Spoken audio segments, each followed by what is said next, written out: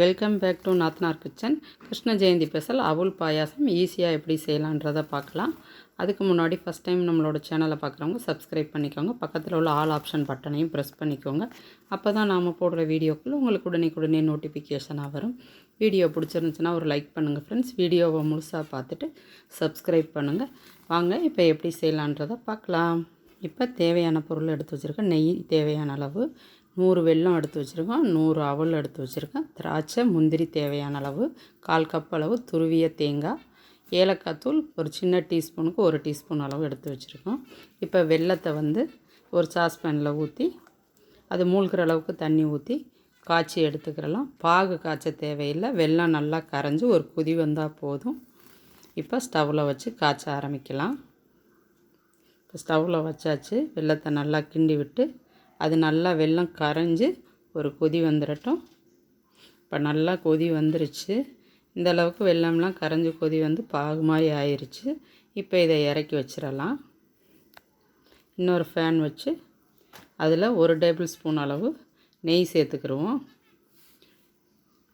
1 table spoon இல்லை 2 table spoon உங்களுக்கு எவ்வளோ விருப்பமோ அந்தளவுக்கு நெய் சேர்த்துக்கிடலாம். இதில் முந்திரி திராட்சை எல்லாம் சேர்த்து போட்டு வறுத்து எடுத்துக்கிறலாம். இப்போ முந்திரி திராட்சையெல்லாம் நெய்யில் நல்லா புரிஞ்சிருச்சு. இப்போ அதை தனியாக ஒரு கிண்ணத்தில் மாற்றிக்கிறலாம். இப்போ அதிலையே 100 கிராம் அவல் சேர்த்துருக்கோம். எக்ஸ்ட்ரா 1 ஸ்பூன் அளவு நெய் சேர்த்து நல்லா அவலை வறுத்து எடுத்துக்கிறணும். நல்லா பொரி மாதிரி பொரிய ஆரம்பிக்கும். லோ ஃப்ளேமில் வச்சு வறுக்கணும்.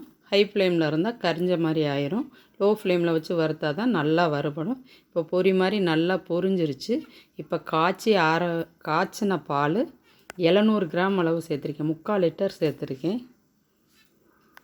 இப்போ பாலையும் சேர்த்து அவளோட நல்லா வேக விடணும். நல்லா மிக்ஸ் பண்ணி விட்டு நல்லா வேக விடணும். பால் நல்லா வற்றும். இப்போ இவ்வளோ பால் இருக்கிறது நல்லா வற்றி அந்த வாசனை நல்லா வர ஆரம்பிக்கும். இப்போ பால் ஓரளவுக்கு உங்களுக்கே பார்க்குறதுக்கு நல்லா தெரியும். பால் நல்லா ஓரளவுக்கு வற்றிருச்சு. அவள் நல்லா வெந்துருச்சு. ரொம்ப குழைய வேக விடக்கூடாது. அவளை ஆறிடுச்சுன்னா அப்புறம் களி மாதிரி இருக்கும். கொஞ்சம் 3/4 வெந்தாலே போதும். அது டேஸ்ட் நல்லாயிருக்கு. இப்போ ஏலக்காய் தூள் 1 டீஸ்பூன் அளவு சேர்த்துருக்கோம். அதை சேர்த்து நல்லா மிக்ஸ் பண்ணி விட்டுட்டோம்.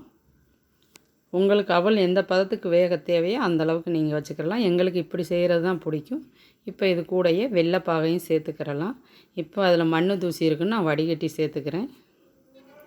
இப்போ வெல்லத்தையும் சேர்த்தாச்சு. வெல்லம் ஊற்றையில் ஃபுல்லாக தீ வச்சிடக்கூடாது. ரொம்ப லோ ஃப்ளேமில் இருக்குன்னு இல்லை ஸ்டவ்வை கூட ஆஃப் பண்ணிடலாம். இப்போ லோ ஃப்ளேமில் வச்சு தான் நான் ஊற்றி வெள்ளைப்பாக மிக்ஸ் பண்ணி விட்டுட்டேன். இந்த 100 கிராம் வெல்லம் 100 கிராம் அவல் கரெக்டான இனிப்பாக இருந்துச்சு. டேஸ்ட்டும் ரொம்ப நல்லாயிருக்கும். லைட்டாக கொதி வந்தால் போதும். இப்போ இது கூட தேங்காய் துருவல் 1/4 கப் அளவு சேர்த்துருக்கோம். உங்களுக்கு விருப்பம் இருந்தால் சேர்த்துக்கோங்க, இல்லாட்டி தேவையில்லை. இல்லை 1/4 கப்பு தேங்காய் பால் ஊற்றுங்க, செம டேஸ்ட்டாக இருக்கும். இப்போ இது கூடயும் முந்திரி திராட்சையும் நம்ம சேர்த்துக்கிடுவோம். நாங்கள் இப்போ சாப்பிட போகிறதுனால இந்த திக்னஸ் போதும். இதே ஆறிடுச்சுனாலும் கெட்டியாயிரும். அப்படின்னா இன்னும் கொஞ்சம் எக்ஸ்ட்ரா பால் சேர்த்துக்கிறலாம். நம்மளோட சுவையான அவுல் பாயாசம் ரெடி. உங்களுக்கு இந்த ரெசிபி பிடிச்சிருந்துச்சுன்னா நீங்களும் ட்ரை பண்ணி பார்த்துட்டு லைக் பண்ணுங்கள், ஷேர் பண்ணுங்கள். உங்களோட கருத்துக்களை கமெண்ட் பாக்ஸில் போஸ்ட் பண்ணுங்கள். தேங்க்யூ ஃபார் வாட்சிங்.